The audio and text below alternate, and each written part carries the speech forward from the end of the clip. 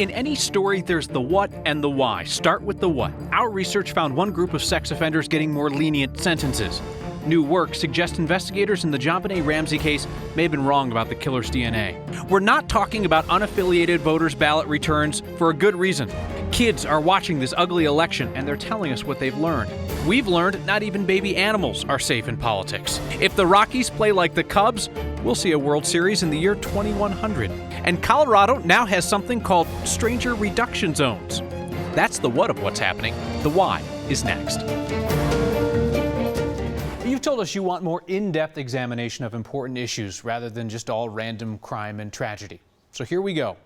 We set out to find if Colorado has a problem with lenient sentences for young men who commit sexual assaults, if having a promising future can excuse a criminal past.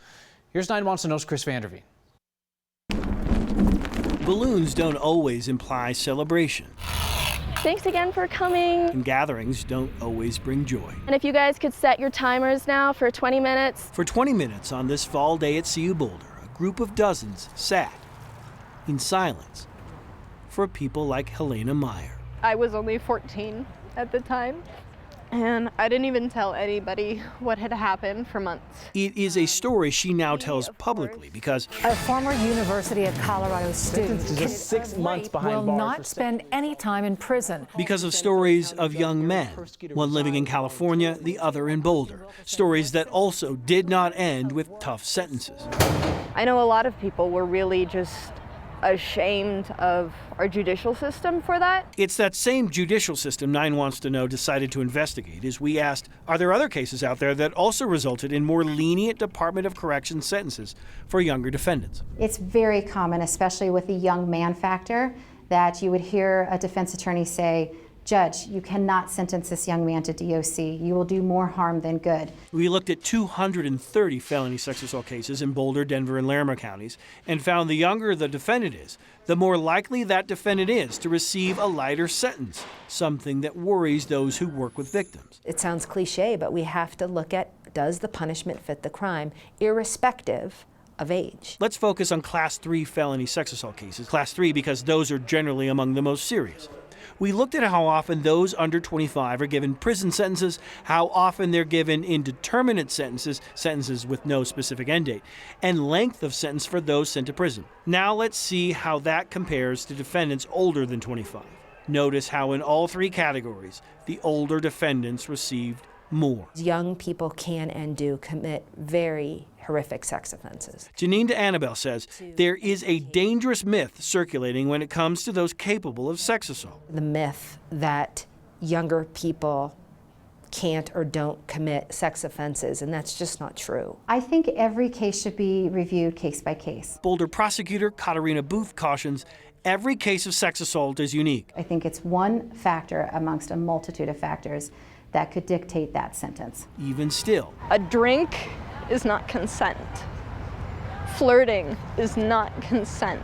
women like Meyer say it's time all defendants are treated equally, simply because of the damage they do. It's your freedom sometimes, your confidence, your self-worth.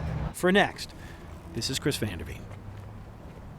There's another important point to bring up here, one that Chris heard a lot during this investigation. Probation for sex assault, the kind of punishment that Boulder's Austin Wilkerson received a few months ago in a very highly publicized case. Chris is told again and again that is not an easy process. Well, it's nothing like surviving a sexual assault and coming forward, which is where we should also note many victims told Chris they found it beneficial to speak out and be believed. I want to take you live to LaGuardia Airport in New York City. This is a live picture of Republican vice presidential candidate Mike Pence's plane, which slid off the runway upon landing at LaGuardia.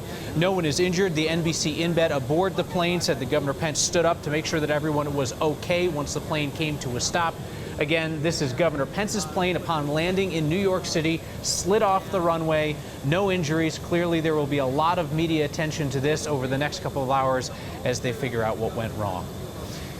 What possibly could be left to say about the JonBenet Ramsey case after 20 years? Judging by the TV guide lately, plenty apparently. Over the last few weeks, hours upon hours of time have been spent rehashing, reinvestigating, regurgitating old information about that case. Tonight we're looking at something new, something different about the case that brings into doubt the DNA that's at the center of the investigation.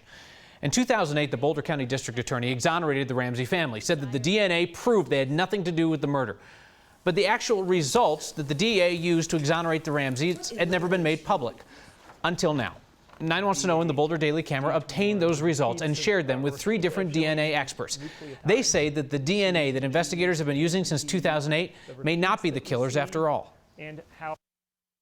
It's certainly possible that an intruder was responsible for the murder, but I don't think that the DNA evidence proves it, because I think the DNA evidence we have could be explained via other theories. So that's the essential finding of a longer investigation that's airing tonight on 9 News. We're tapping into the expertise of 2 reporters with decades of experience in Colorado. Kevin Vaughn from our 9 Wants to Know team and Boulder Daily Camera reporter Charlie Brennan. If anyone can convince NFL players to stop beating women, perhaps it is the former player and league executive who watched as his own mother was beaten unconscious time and time again. The man who, as a boy, called 911 for help because he wasn't yet big and strong enough to physically face off with the man, the male, who was beating his mother. Troy Vincent spent 14 years in the league, and he spent 20 years advocating against domestic violence and sexual assault. The executive vice president of the NFL told us this today. My colleagues we're listening. We're learning about the complexities of these issues. We're adjusting, enhancing policy, education, and intervention. Vincent's being recognized by CU Denver's Center on Domestic Violence with its Champion of Change Award. We certainly salute his work and his dedication and hope that he truly can bring change to the NFL. 'Tis the season for political publicity stunts. Our favorite, as in the most ridiculously cringeworthy political stunt in Colorado this year, might be the Trojan Horse rolled into town by the people opposing Amendment 71. That's the amendment that would make it harder to change Colorado's Constitution. Those opponents, with their Trojan Horse, want to paint 71 as a sneaky power grab by big money interests from out of state. Funny, though, when you find out who paid for their horse. Next photojournalist Chris Shaleen mucked out that stall. Take a listen. So the analogy here is outsiders coming into Colorado, like kind of. Yeah. Right. Who paid for the horse? I don't know. Who paid for the? It's an in-kind contributions from Citizens in Charge Foundation. They're a group that protects the initiative process around the country. They're based out of Woodbridge, Virginia. Does that seem ironic, or is? Well, you know, the people bringing the initiative are largely out of state. It's big oil and gas money, you know. So. You know, they've got, you know, they've spent millions of dollars on this, and you know, having one little horse is hardly a match. So to recap, Amendment 71 might be a Trojan horse funded by outside interest groups, as illustrated by the Trojan horse funded by outside interest groups. This is why we love politics. That's great. Excellent question from several of you about the early voting numbers that we share each night. Why not highlight unaffiliated voters along with Democrats and Republicans? Well, honestly, it's because those numbers don't tell us much about the direction of the election. With D's and R's, we know that there's a strong probability of how they're voting. Unaffiliateds, we love you. I am unaffiliated, but our submitted ballots don't tell us much about which parties and campaigns are likely leading early. But here's our shout out. 143,866 of us unaffiliated voters have turned in our ballots so far, about 25% of the state's total. We will be the ones who decide races, even if we're not getting much attention now. This is not a ballot selfie, so we're allowed to share this. It's a man and his best friend voting in Jefferson County. The clerk sent out this photo. We assume that only the man voted and the dog did not. Otherwise, expect breathless TV investigation shortly. Are dogs voting in Colorado? Is this fraud? Which candidates are throwing them red meat? Don't dog me for this, but I've ended up in a Democrat's campaign ad. There's an explanation. When kids remember the election of 2016, what will they remember? That she's robbed a bank. Trump's a bully. Playground politics, and an important message from our Cheryl Preheim. And a look back at Denver, the last time the Chicago Cubs won a World Series. Next. Is the election over yet? Wait for it. It's just like the A-line. This is great. No, still have 11 days. 11 days of political ads, ballot counts, And this garbage. Someone cut a puppy out of a campaign sign for Republican CU Region candidate Heidi Ganahl. Her ads feature dogs. It's a nod to her entrepreneurial background. She founded the Camp Bow Wow chain of doggy daycares. Someone apparently didn't care for the puppy in her sign at Baseline in Cherryvale in Boulder a few days ago, so they cut it out. That's ugly, people. Do not be doing that kind of thing. We've promised transparency here on Next, so you should know why my face is about to show up in an ad for Democratic congressional candidate Morgan Carroll. Do you believe that Donald Trump is a sexual predator? Oh, I don't know. That's the question that I asked Republican Congressman Mike Kaufman in a recent debate. Political campaigns are allowed to use news footage in campaign ads, and in this case, the question and the answer are presented in context. The Federal Communications Act prohibits 9 News from censoring the ads of candidates once they purchase time from our sales department. The only way that we could ensure that we would never end up in a candidate's ad is to never ask a pressing or an interesting political question.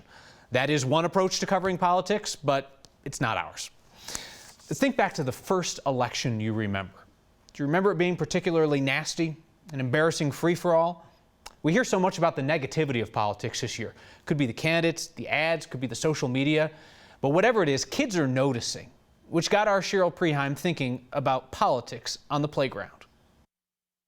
There's a song from the musical Into the Woods that I keep thinking about as I follow the election.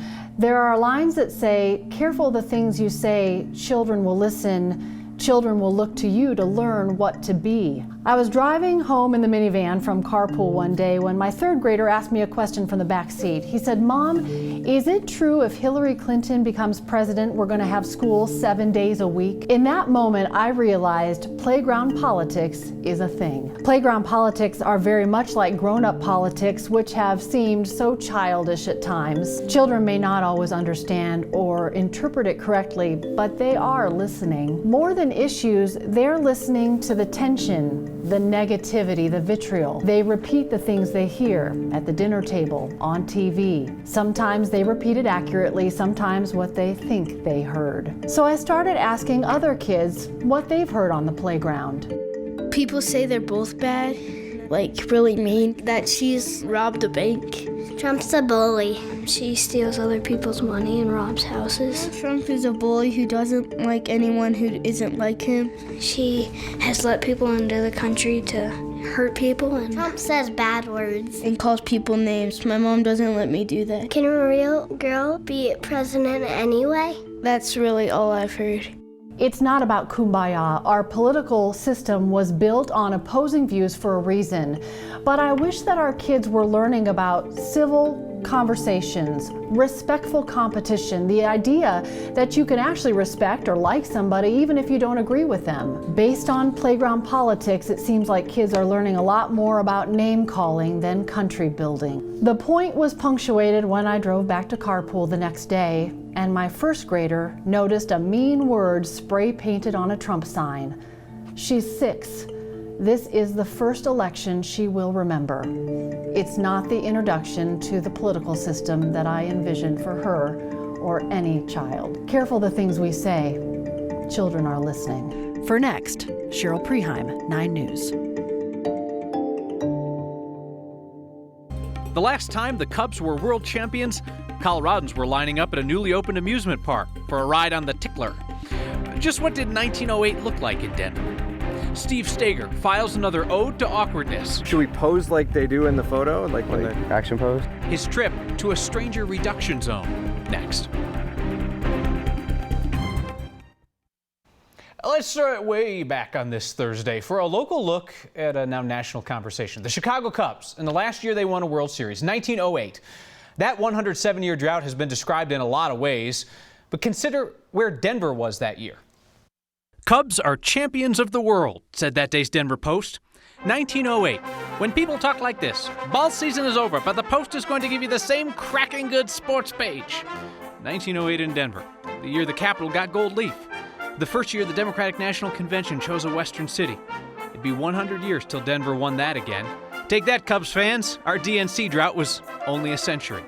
1908 in Denver, Lakeside had just opened. Visitors could ride the Tickler, or the Chutes. It's the year Colorado's governor's mansion was built as a private house. Wouldn't house governors till the 1960s. 1908 in Denver, the literal building blocks of our city were beginning to take shape.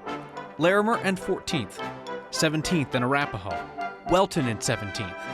And looking northeast up Larimer, where 86 years later, a new ballpark would rise. And if the Rockies match the Cubs' current feat of futility, 107 years, well then we can get ready for a Rockies World Series in the year 2100.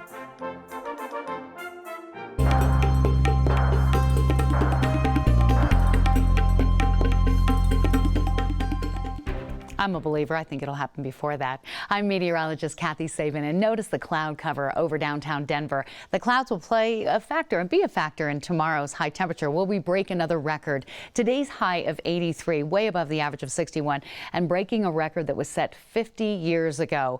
Unbelievable heat for this time of year. No signs that this current weather pattern is changing, with high pressure anchored over the area and the storm track well north of the region. Incoming storms like that one bringing beneficial rain to California will miss Colorado, leaving us high and dry. This October, warm and dry, no snow, the 5th warmest on record.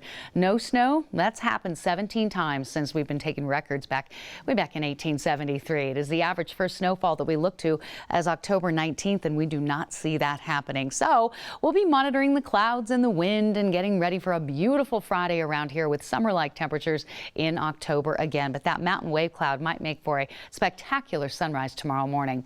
All right, the forecast for Denver for tonight, we are calling for partly cloudy skies, a low of 50. Sun's up tomorrow, 7:23. Beautiful start to your day. Temperatures above average again, could break a record if we hit 82, and only slightly cooler conditions expected on Saturday with a little light rain and snow in the high country. Halloween forecast looks amazing with temperatures in the low 60s when you step out, in the mid 50s when the little ghosts and goblins come back with their treats. Steve, I'm giving this next story a green light.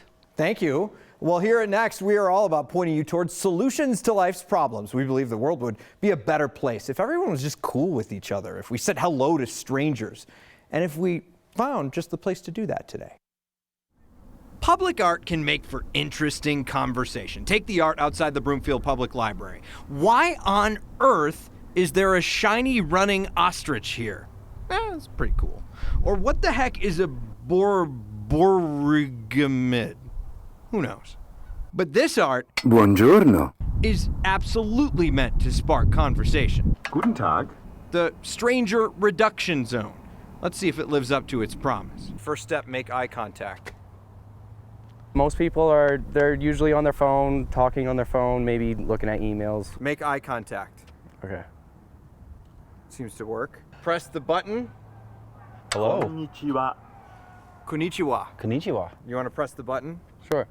You Здравствуйте. want to try to say that? I have no idea what that means. Здравствуйте. Make eye contact and say hello. Seems simple enough. Or you could do what Roy does. Maybe they're wearing a shirt that I like, or they have on a hat that's there. I may turn around and be like, oh, hey, I really like your shirt. Where'd you get that? Or I really like your hat, by the way. Great, That's thank a you. great hat. At a time when our world is so divided, maybe this is the answer. You might make a new friend that you never thought you'd have. Should we pose like they do in the photo? Like when they're Action pose? One arm back. Oh, yeah. There you go, like that. There you go. Perfect. These stranger reduction zones are the creation of Timothy Flood. He's a Denver artist. They are all over Colorado, other states too. Kyle's out looking for a stranger right now. We'll go say hi to that stranger, but we'll track him down next.